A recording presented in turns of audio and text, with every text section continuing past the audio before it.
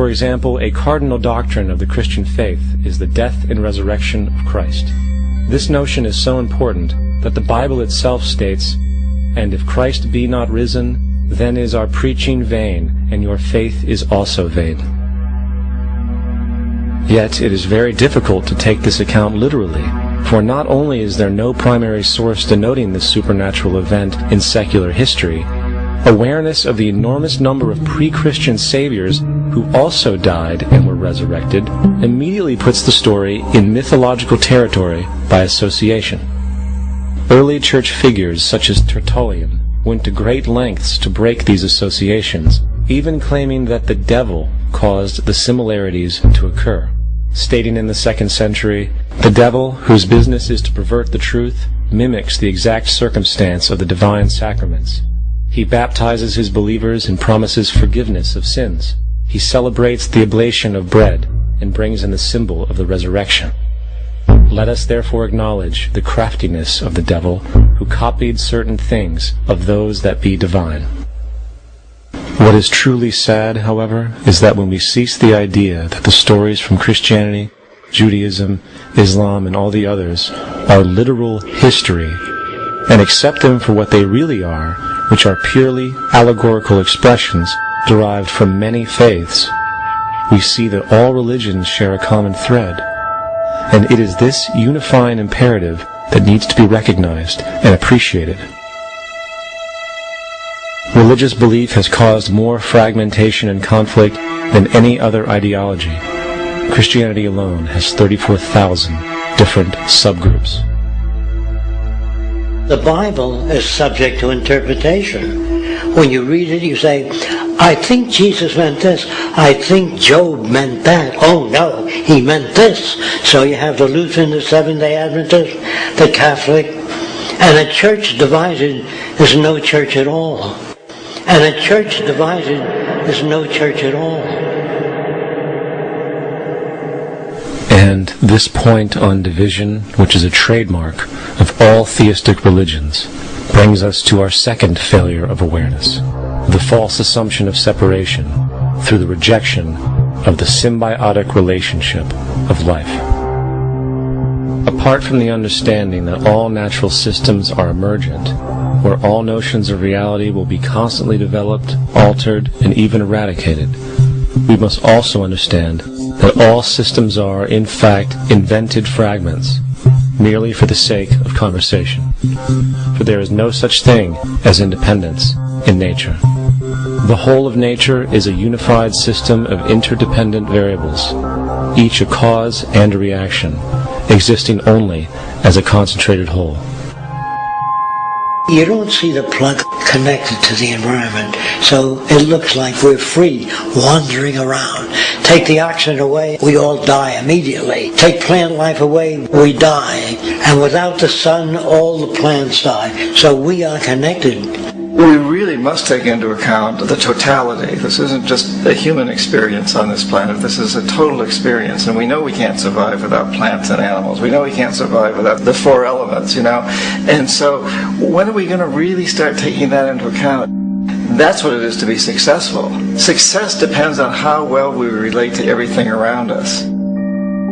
I'm very aware of the fact that my grandson cannot possibly hope to inherit a sustainable, peaceful, stable, socially just world unless every child today growing up in Ethiopia, in Indonesia, in Bolivia, in Palestine, in Israel also has that same expectation. You got to take care of the whole community or you're going to have serious problems.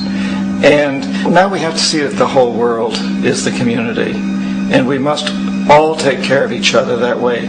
And it's not just a community of human beings. It's a community of plants and animals and elements. And we really need to understand that. That's what's going to bring us joy, too, and pleasure. That's what's missing in our lives right now. We can call it spirituality, but the fact of the matter is, joy comes from that bliss of connectedness. That's our God spirit. That's that side of ourselves that really feels it. And you can feel it deep inside you. It's this amazing, wonderful feeling. And you know it when you get it. You don't get it from money. You get it from connection. Now, if that isn't a hazard to this country, how are we going to keep building nuclear weapons? You know what I mean? What's going to happen to the arms industry when we realize we're all one? It's going to fuck up the economy. The economy that's fake anyway. The economy that's fake anyway. The economy that's fake anyway. The economy that's fake anyway. The economy that's fake anyway. Which would be a real bummer. You can see why the government's cracking down on the idea of experiencing unconditional love.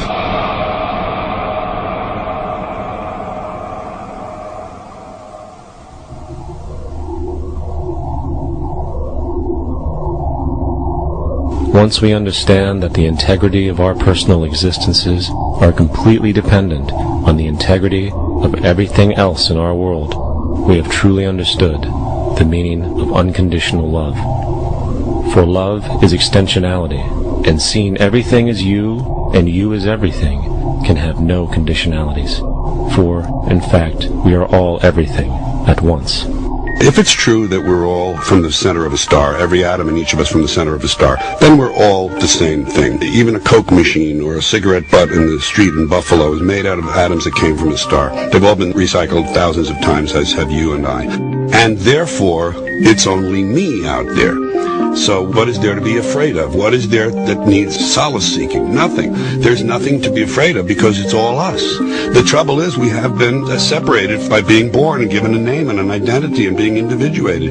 We've been separated from the oneness, and that's what religion exploits, that people have this yearning to be part of the overall one again. So they exploit that. They call it God. They say he has rules. And I think it's cruel. I think you can do it absent religion.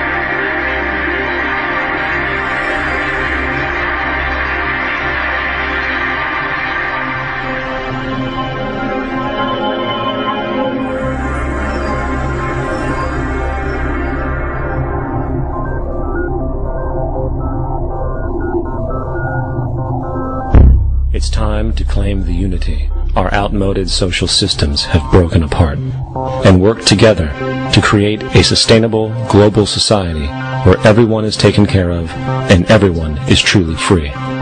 Your personal beliefs, whatever they may be, are meaningless when it comes to the necessities of life. Every human being is born naked, needing warmth, food, water, shelter. Everything else is auxiliary. Therefore, the most important issue at hand is the intelligent management of the Earth's resources. This can never be accomplished in a monetary system, for the pursuit of profit is the pursuit of self-interest, and therefore imbalance is inherent. Simultaneously, politicians are useless, for our true problems in life are technical, not political. Furthermore, ideologies that separate humanity, such as religion, need strong reflection in the community in regard to its value, purpose, and social relevancy. Hopefully, through time, religion will lose its materialism and basis in superstition and move into the useful field of philosophy. The fact is, society today is backwards, with politicians constantly talking about protection and security rather than creation, unity, and progress. The U.S. alone now spends about $500 billion annually on defense. That is enough to send every high school senior in America to a four-year college. In the 1940s, the Manhattan Project produced the first true weapon of mass destruction. This program employed 130,000 people at an extreme financial cost. Imagine what our life would be like today if that group of scientists, instead of working on a way of killing people, worked on a way to create a self-sustaining, abundant world. Life today would be very, very different if that was their goal. Instead of weapons of mass destruction, it is time to unleash something much more powerful. Weapons